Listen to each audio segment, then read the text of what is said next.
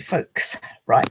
So obviously, it's really when it comes to doing this live, I will be doing the live TikTok and answering your questions as and when they come up. But I'm also on my channel, my YouTube channel of the same name, streaming it live, because that will stream the whole video. When with TikTok, I can only bring up the highlights. So just so you're aware. So if you do want the full recording of this, go to my YouTube channel of the same name, Manda Mortgage Coach, and please remember to subscribe and support that channel. And I will cover all the questions that I've been getting over the past few weeks. And then if you would like to add any more questions, I will talk about those as we go. So let's get started. So first, as I said, you cannot hold this discount. That's something I just want everybody to be aware of. Now, I know I said in November, apply. It costs nothing to apply. A lot of people now are getting their Section 125s, and I will go through that in a minute. And they're actually realizing, or they I'm telling them after we've looked at their affordability that they simply can't afford it. Then unfortunately, that is that. Yes, you will still be able to apply for the right to buy, later on in the year, but the discount will be completely different. So one person I was talking to, their property is in London. So at the moment, they currently have a discount of 136,400, but if they do not use it within the 12 weeks or the extension that they've been given, or they plan to do it towards the end of this year, what will happen is they will have to reapply, and the new discount, so the 21st of November 2024 onward discount, is dramatically different. We're talking about a difference of about £120,000. Plus, the other thing to be aware of, from the 31st of March, stamp duty changes. So at the moment, as a first-time buyer, you do pay a tax called stamp duty for buying a first-time property, but you have an exemption of 425,000. So as long as your property is worth 425,000 or less, you do not have to pay that tax. But if if it's after the 1st of April and the property is worth 300,000 or less, then you still don't have to pay stamp duty. But if the property is between 300 and 425, you will have to start paying it. And then obviously if it was over 425, you'd have to start paying it anyway. So that's something also to be aware of. The next question, what happens after you submit the RTB1? Right, when you submit the RTB1, you should get the RTB2 to say that you are eligible or not eligible. Obviously, everybody has different opinions. But after that, what will happen is you should get the valuation, you should possibly some questionnaires, depending on the council. But if you do not receive any of this, you can go ahead and apply. It's called an RTB6, and this is basically you telling the council that they should have either got back to you, within 6 to 8 weeks, depending on whether it's a flat or a house. And then if they haven't got back in the deadline that they've provided, they've gone over that, then you can do an RTB6. After you've done an RTB6, if they don't get back to you pretty much instantly, then there's a section of it, and you need to take with your housing association or with the council or the housing office. But you should be able to get some of your rent back. So if you then go ahead and buy the property later on, once all of this is sorted out, and you could have, if you'd gotten the form early, you could have bought it earlier. That time period between when you could have bought the property and the delay due to the council, if it was on your side, them waiting for documents, it's different. But if it's on their side, them having delays, then you can get a portion of your rent back. So it really is worth you guys checking that out. The next thing is, how does the discount work? I think a lot of people do know how it works, but not everybody does. So I'll just run through that again. So when you get the discount depending on whether it's a flat or a house, depending on the postcode, depending on the length of your tenancy. Once you've got that, whatever that discount is, it can be used as a deposit. So that is something to be wary of. I've had a few right to acquire clients, and sometimes their discount isn't 5 or 10%.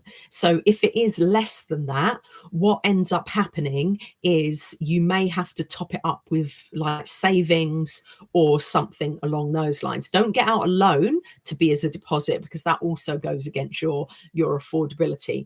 But if you've got savings and things that you can put on top, that helps, because the majority of these mortgages are 90 loan to value. So what that means is 90% of it will be a mortgage and 10% of it will be a deposit. But obviously those right to buy people out there, you should be okay, because you get such high discounts. It's more than 10% of the value of the property. Sometimes it's up to sort of 50%, maybe 70% of the actual property, depending on what the cap is. But if it's right to acquire, sometimes, it can be less than sort of 5 or 10%, and lenders will ask you to top that up. But again, if you DM me, I can talk you through the calculations. That's not a problem at all. The next question is, can I get a right to buy if I have bad credit? Yes, you can. There are some adverse lenders out there.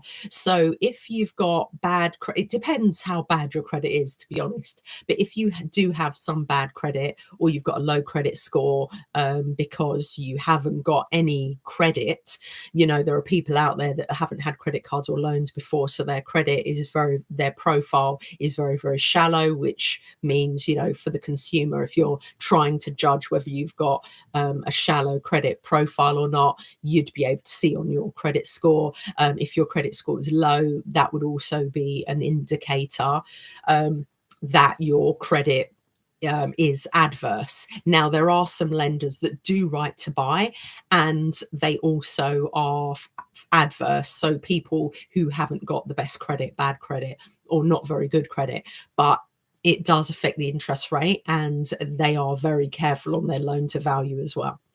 So I hope that helps. Right. What if the council takes too long to respond to my right to buy application? Right. I've kind of already answered that. It should be about 8 weeks that you should hear back if you don't do an RTB6.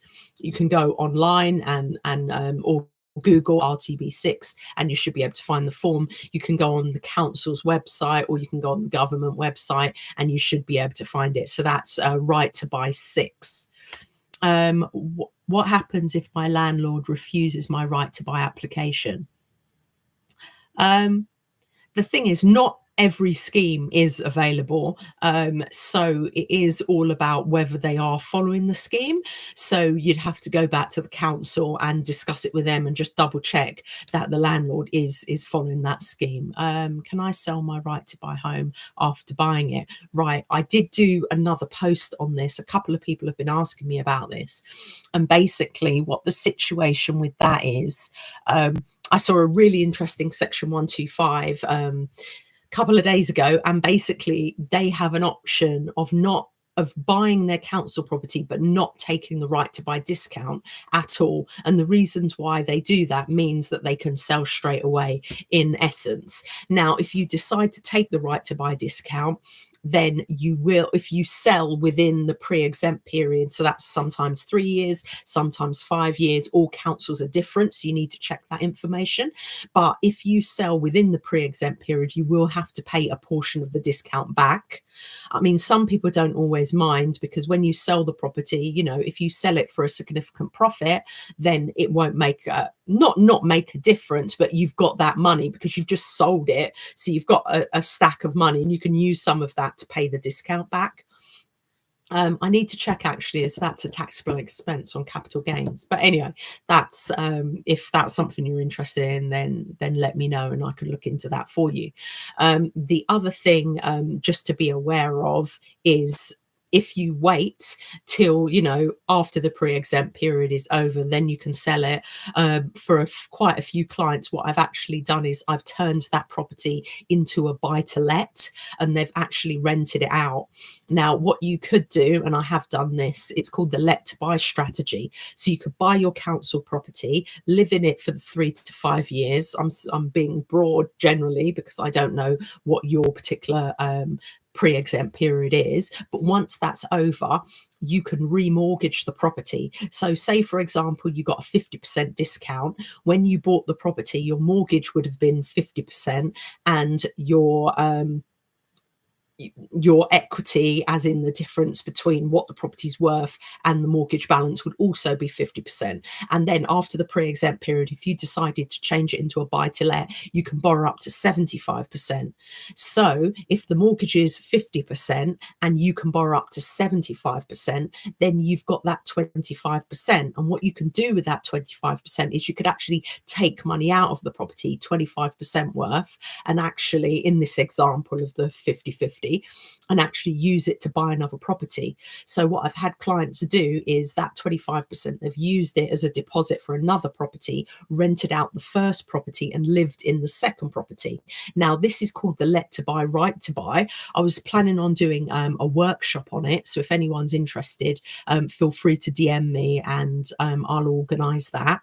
But it really is a great, having rental property is really a great revenue stream. So this is sort of a long-term goal. So all of those who are kind of sitting on the fence thinking, should I buy, should I not buy, I don't really want to live there for any length of time, this is an option for you. This is an option for you. Right, let's see what questions I've got.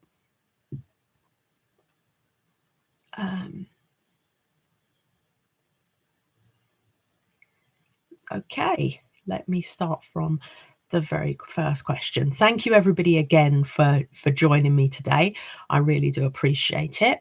Right, my council said I'm going to receive acknowledgement letter. What does that mean? Acknowledgement letter is the same as the RTB2. So you get the RTB1. The RTB2 is the acknowledgement letter, basically, saying that they've received it and they're reviewing your thing. Sometimes it will say more. It will say you're eligible. Sometimes it will say you're not eligible. Sometimes it will literally just acknowledge that they've received it.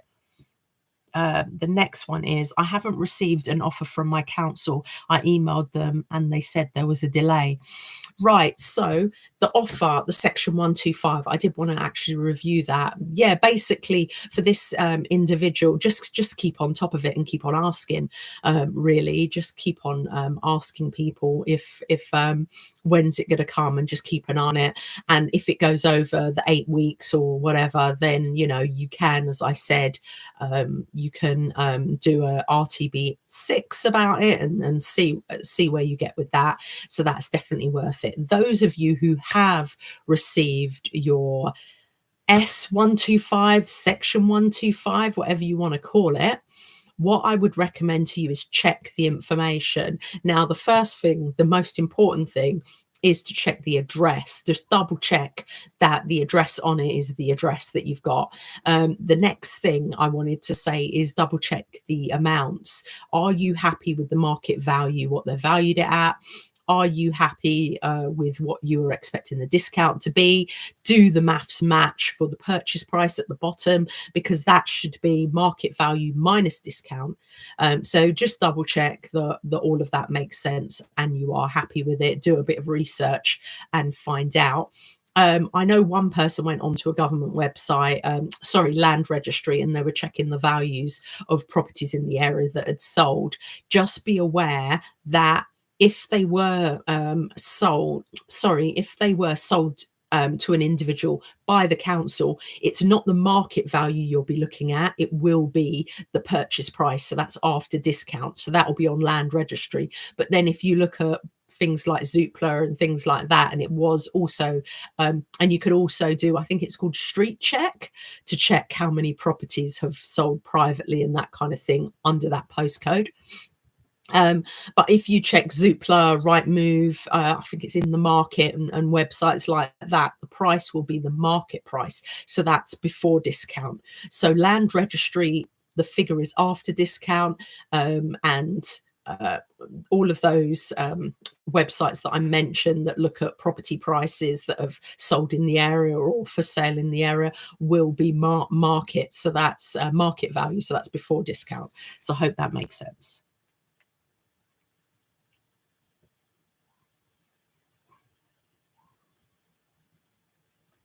I did put an RTB6. They answered after a week. I got a response with an RTB2.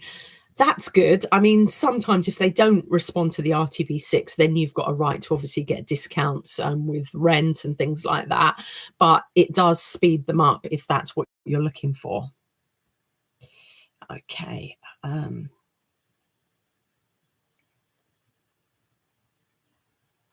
Right. Once you accept the mortgage, how long does it take to go through the whole process? Do you know? So I literally did someone's mortgage on last Monday. So what date's last Monday? I'm not sure.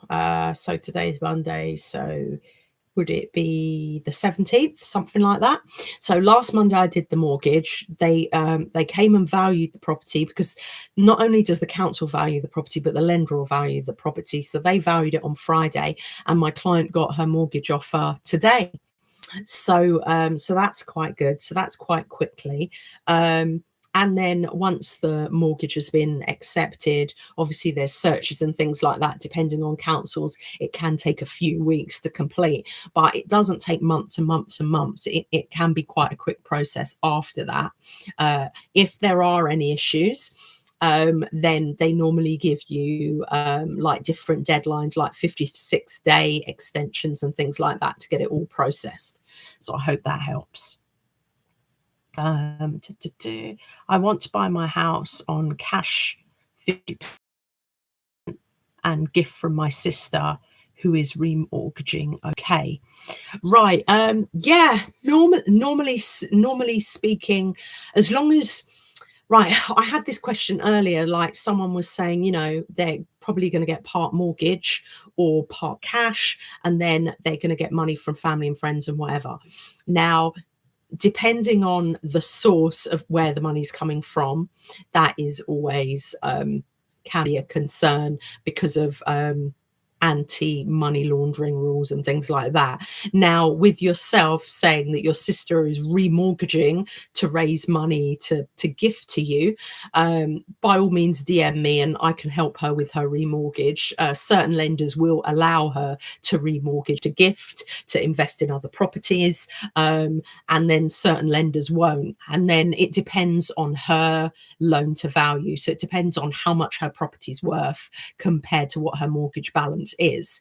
Some lenders will let her go up to sort of 75-80% based on the fact that she's planning to gift it. Some will let her go higher. Your sister is very close to you, so that is also, some lenders it has to be sister, brother, mother, child, mother and father, or children's or siblings. So it covers all of those, as opposed to some lenders will allow friends to borrow money and gift. So that's also, it's about having the right lender, really. Where are we?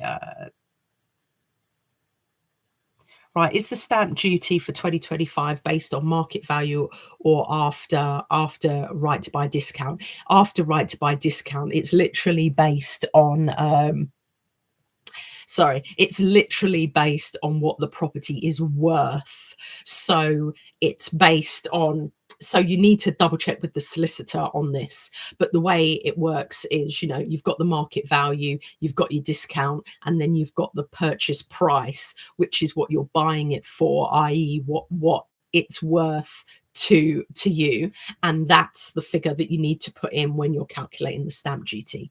I submitted my application on the 8th of November and I still haven't heard from the local authority. Yeah, chase it up, do your RTB6.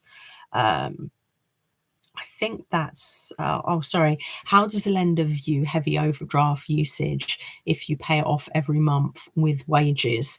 Yeah, they really don't like you living in your overdraft, to be honest. They think it's I've been told by lenders in the past that it looks to them like you don't know how to manage your finances. So it doesn't go well. And at the end of the day, you only ever use your overdraft the first month, because then the next month you pay it off and you go back into it, and then you pay it off and you go back into it. So you're not actually taking advantage of the overdraft anymore. The very first month you get that extra £500,000 in the overdraft, but because you're paying it back every month, you're losing that money every month rather than gaining it. So I'd suggest you only need 3 months 3 months bank statements to show to the lender when you're actually applying for a mortgage. So I'd say come out of the overdraft now. So by the time you apply for the mortgage and you have to provide the bank statements, then you're not living in your overdraft anymore, because it does look quite bad. I mean, when they're looking, see, that's the thing. Everybody asks me about affordability, but so I've had clients who have got declined because the lender isn't happy with the way they manage their money. So it's people that live in their overdrafts. It's people that have got high maxed out credit cards, which is called high credit utilization. It's people that have borrowed debt to income ratio. So even though, you know, they get a decent salary, their car loan, for example, is that their car loan is the same amount as what their salary is. Do you know what I mean? It's things like that that concern lenders, because they really want you to manage your credit properly. So living in your overdraft, heavy overdraft usage, as someone's put here, really doesn't go down well, but it can be fixed as long as you've got the money. Obviously it's all about affordability, but if you can pay it off and stay out of it for 3 months while the mortgage is going through, I would highly recommend it. Can I get more than what I need regarding mortgage to do works on the property? Are you talking about right to buy? Because the client that I was talking about, that I literally did the mortgage for and she got the offer today, she did have additional borrowing for home improvements. So what we did is, so she had the market value, she had the discount, and then she had the purchase price, and then we added back money for home improvements. Now, we did have to get quotes, we did have to specify a breakdown of what she was going to use the money for, and she was able to go up to 80% loan to value. So her discount, so we looked at the market value, her discount brought her down to 50 loan to value. So she had a 50%. It was because it got capped. It should have been 70%, but it got capped at the 136,400, which happened to be, 50% of what the property is worth. And then when we looked at borrowing additional money, it went back up. So she was actually able to use the discount and get a discount of 50%, and then borrow an extra 30% because it can go up to 80 loan to value, and that additional money she is using for home improvements. So a short answer is yes. But for all of these, anyone who needs help with mortgages, as I always say, please feel free to DM me and I will happily see what's affordable for you. The way I work is I give you advice, I check your affordability and see if you're eligible for a mortgage before I go ahead and start doing all that other stuff. Right. Oh, someone's wrote the same question like 20 times. Right. Which do you recommend? A fixed price for 2 years or 5 years? Right. It really does depend. Now, if you're a first time buyer, straight first time buyer, then, you know, there's not a big difference in the rate between 2 and 5 at the moment. So depending on what your life circumstances are going to be, if you think in 2 years time, you're going to be earning a lot more money, property prices might have gone up, so the loan to value might have been better, then it might be worth doing a 2-year fixed. If you are a right to buy client, then I would recommend matching the pre-exempt period. So if the pre-exempt period is 3 years, do a 3-year fixed. If it's 5 years, do a 5-year fixed, because it's a lot easier to get a right to buy mortgage when you're not halfway through the pre-exempt period. It's difficult to get a remortgage right to buy because you're in the pre-exempt period. A lot of lenders say, oh, I only do right to buy on purchases, we don't do it on remortgages. So it does reduce the amount of lenders you've got. So the reason I say this is if you've got a 5-year pre-exempt period and you only do a 2-year fix, then you've got to find a 3-year fixed later on, which is also a right to buy mortgage. So I would recommend, if it's right to buy, go with a 5-year fixed. If you're talking about share ownership or something like that, then you can look at a selection of things. So with shared ownership, you'd buy the initial portion and you'd be renting the other part. If you want a staircase, as in buy more property, you can remortgage. So if you think in 2 years' time you'll have enough money to buy more of the property, maybe go with a 2-year fixed. But if you really think you're like a few years ago when interest rates were really, really good, I advise my clients to always go with a 5-year fixed. And then if they wanted to staircase, they could do additional borrowing with that lender. So that's also an option. So yes, with your question, it depends whether you're right to buy or not. But I think I've answered whether you're a first-time buyer, shared ownership, or right to buy. Oh, that's wonderful. You've got your offer. So everybody who's got their Section 125, please, if you would like me to help you with your mortgage, DM me. I'm more than happy to help. Should I ask them to revalue the property or wait for the value they've given? Right. When it comes to revaluing, there is, I mean, don't get me wrong, it sometimes is great. You do the, you get the offer and you think they've overvalued it and it gets revalued, and you get a discount. You get more on top of the discount, so they actually reduce the market value, which is amazing. But there have been situations where they haven't budged at all, and there have been situations where they've actually, property prices have been going up slowly in the background, and when you revalue it, it triggers it again. But the only thing I would say is just hold on to your discount. So if you are getting it revalued, make sure that they're 100% sure that even if it delays it, a couple of months, you still have eligibility for the discount that you applied for. What's the process after you send the Section 125 form? Right, so the process, once you receive the Section 125 form, as I said, please check it, check the address, check your names, check who's eligible to buy it, check the market value, check the discounts correct, check the maths work for the property price and everything like that. Read the information 2-3 times, and then once you're happy with all that information, that's when you would come to someone like me, a mortgage advisor, unless we're already working on improving your credit or your bank statements or whatever we would work at. But if you haven't contacted, I would at that point contact a mortgage advisor, preferably someone who's independent like myself and has access to all the high street lenders and all the adverse lenders. And then from there, they'll look for a mortgage for you. So they'll work out your affordability.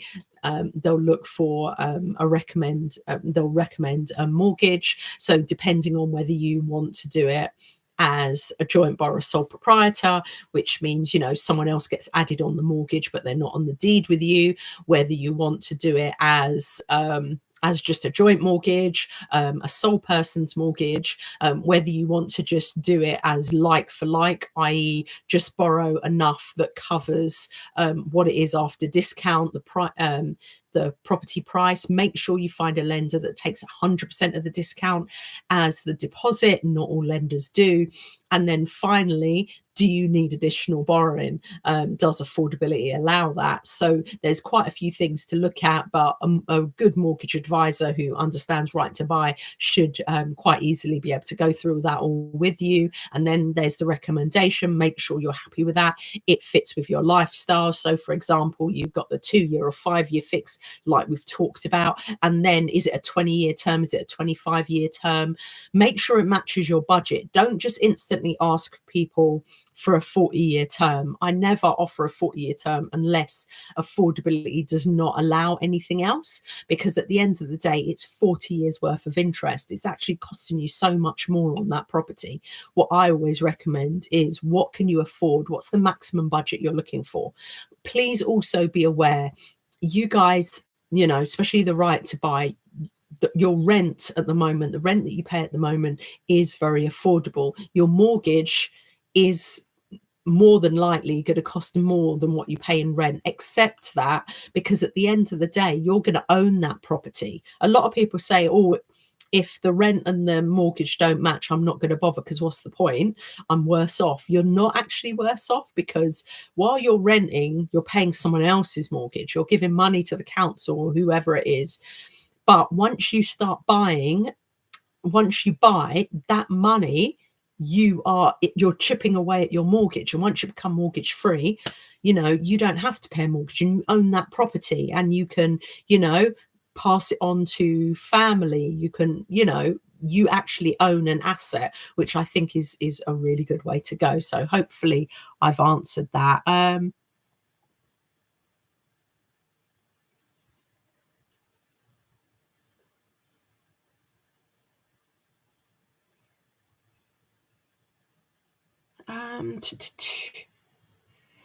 Right, the council said they use a survey they did 3 years ago on my property. The council said they used the survey they did 3 years ago on my property, which I declined. Right. Is that a good idea? Because the property prices 3 years ago, the likelihood is they're lower than they are now. I don't know. I definitely do my research, because normally property prices go up. Obviously 3-4 years ago during COVID they might have dipped, but I'm not 100% sure. Back then and now they used to give me a new valuation. Yeah, I mean it's up to you, but I definitely double check the price of property 3 years ago compared to now. The fact that they're doing that means they've got a backlog and they haven't got time to look at stuff. You might be able to put that to your advantage. It's just like one of my clients was quite upset that the person wasn't coming to see the property and just did it all over the phone.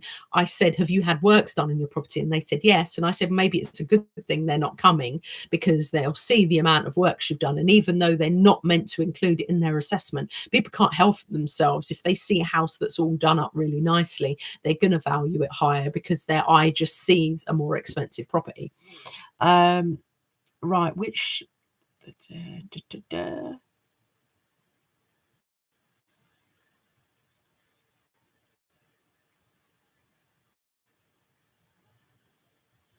right, can you use your LISA to buy a property into my partner's mortgage?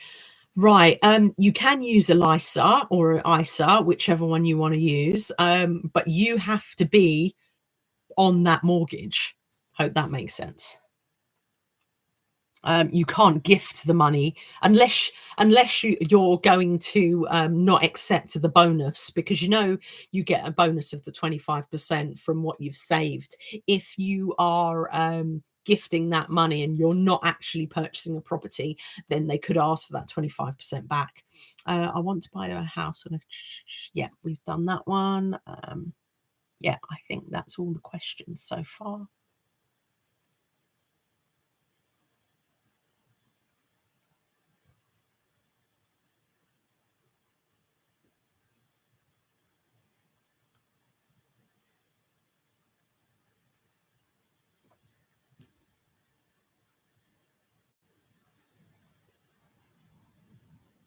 Right, I'm not.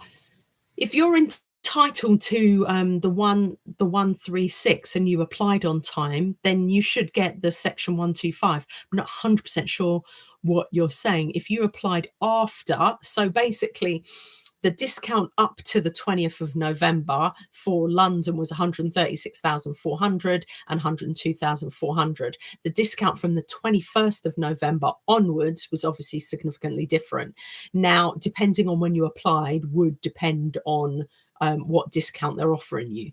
So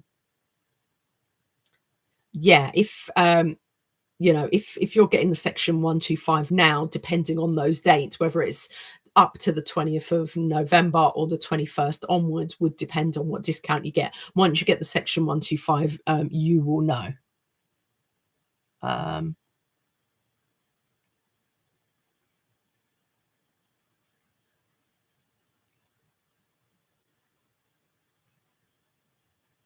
All right. Yeah, you didn't apply. Then, unfortunately, even though you were eligible at the time, it's all based on when you applied. Um, right. So, can I get 10% extra each year? Does it mean if I pay more? Yeah, I should definitely do a video on this actually, which I'm going to do.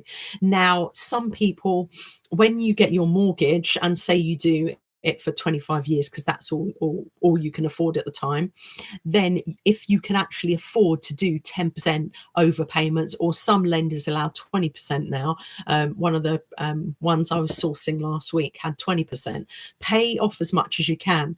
I mean, I would always say when you're doing it originally, speak to your mortgage advisor and see which term is comfortable for you, that day in day out you'll be able to pay it. And then if you get bonuses, or you get a little extra money, or you know you're budgeting better, maybe, who knows, utility prices have gone down or something like that, and you've got more money, then you can make overpayments. Check your either mortgage illustration or your mortgage offer, or ask your mortgage advisor to talk you through it.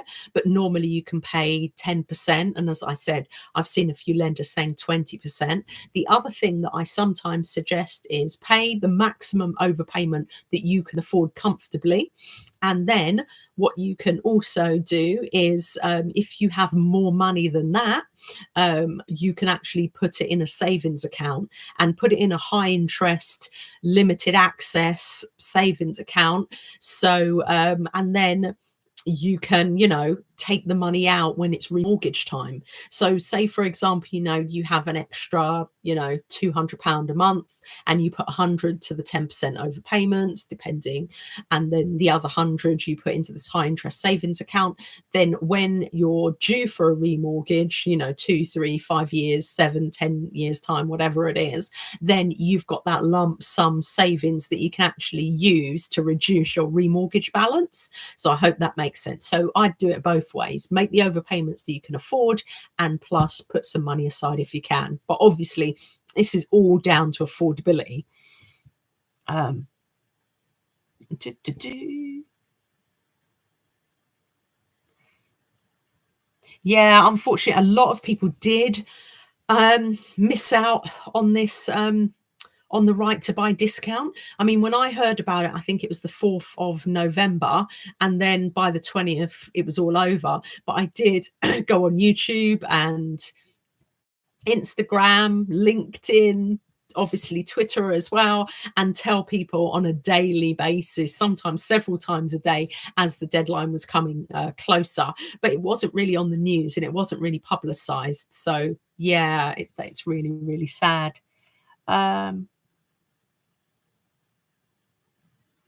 Yeah, no worries. As I said, I'm more than happy to help anyone with their mortgages. Isn't a problem. Just DM me. Does the balance of the loan affect affordability, or just the monthly repayments? Right. Yes. When you get a loan, say for example, it's car finance, it does, the balance can affect it, and also the monthly payments. So lenders will look at your debt to income ratio. And based on your debt to income ratio, it looks at the loan amount, so how much your loan balance is compared to how much your income is. And then it also looks at your affordability per month. So it can calculate in the background how much it will look at what your net salary is, or your net pay, or if you're self-employed, what you roughly get every single month. And then it will look at the cost of living. This all goes on in the background. It's part of a stress test process. And then if you have an actual monthly payment that you have to make, it will look at that. It does affect it. Now, when you're looking at affordability, and as I said, I've offered to do this for people, when you're looking at affordability, a loan will always reduce how much you can borrow more than a credit card. Reason being, you have a fixed monthly payment on a loan. And a credit card, yes, you can make high payments or pay the whole thing off, but then you can always go down to minimum payments. And because of that, banks tend to be a bit more relaxed with your credit card debt as opposed to your loan debt. But also bear in mind credit utilization. So if you maxed out your credit card, that's another thing. That's why it's quite good to have a mortgage advisor, because there are a lot of moving components. But in answer to your question, it affects both. When to calculate do they consider car insurance finance? It depends how much the car insurance finance is. I've seen some shockers for like £2,000-3,000. They will be looking at it, because again, it's a monthly commitment that you'll get. If it's not that much, then obviously there's less concerns. But if you're thinking of order, you've got right at the top are things like car finance, so not car insurance finance, car finance, then other unsecured loans, then things like buy now, pay later, and then obviously credit cards. So it ranges depending on what the actual commitment is and your credit utilization and your debt to income ratio.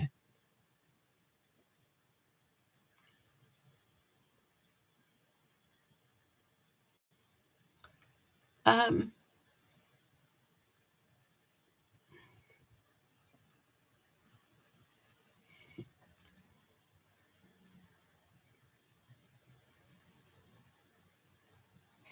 Right. So if someone is declared bankrupt a few years ago and then gives me a gifted deposit, will that be okay?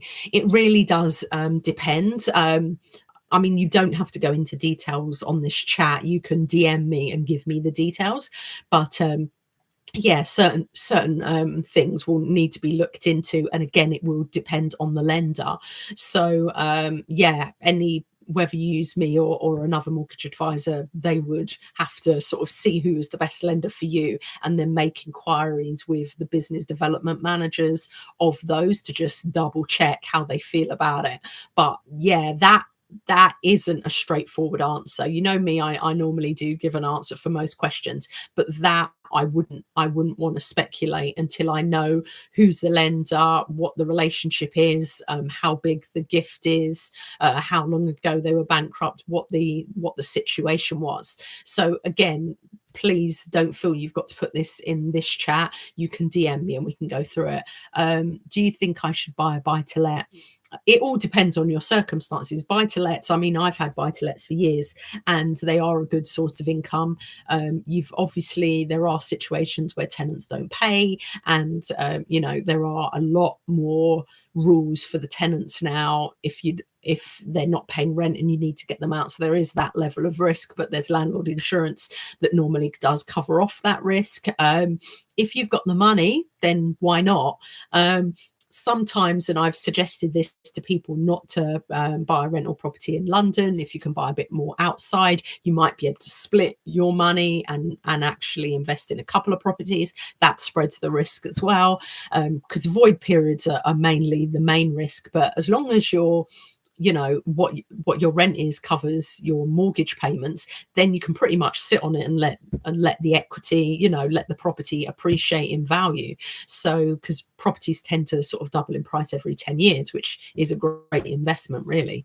Hope that answers your question. The other thing is, if people are interested, let me know. I was thinking of doing an investment workshop, how to explain how to finance it, how it all works and things like that. So if that's something people are interested in, let me know and I can organize a workshop on that.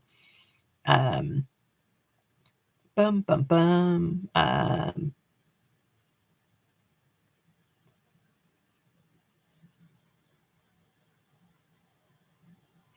Right, yeah. If it's a gifted deposit, the solicitor will ask for.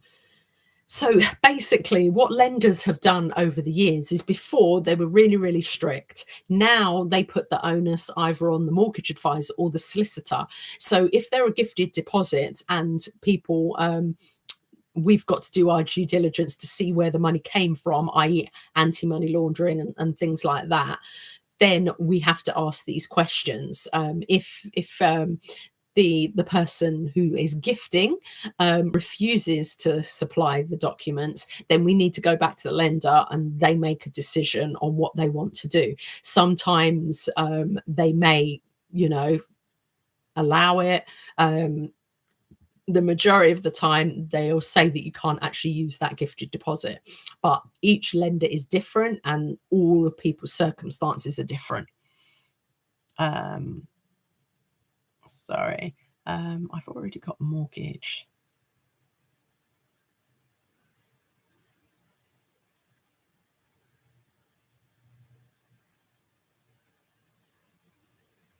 Yeah, again, as you've already got one, speak to the lender and see what they're willing, or the solicitor, or whatever is the case. At the end of the day, yeah, I think I've covered this off. Um, uh, um,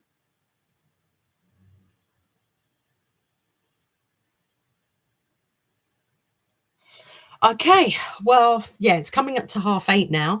Thanks everybody for your time. As I said, it's fully recorded on YouTube, which is Manda Mortgage Coach as well. So please feel free to sort of go on there. There's loads of over 200 videos as well. So hopefully you can get some value from that. And also, subscribe so you know when I'm doing another video on YouTube. It was great talking to you on TikTok. Feel free, if you're not following me, to follow me, so you get all the new videos and answers to the questions coming up. So all I can say is good evening, and yeah, please feel free to DM me if you've got any other questions. All right, take care. Bye bye.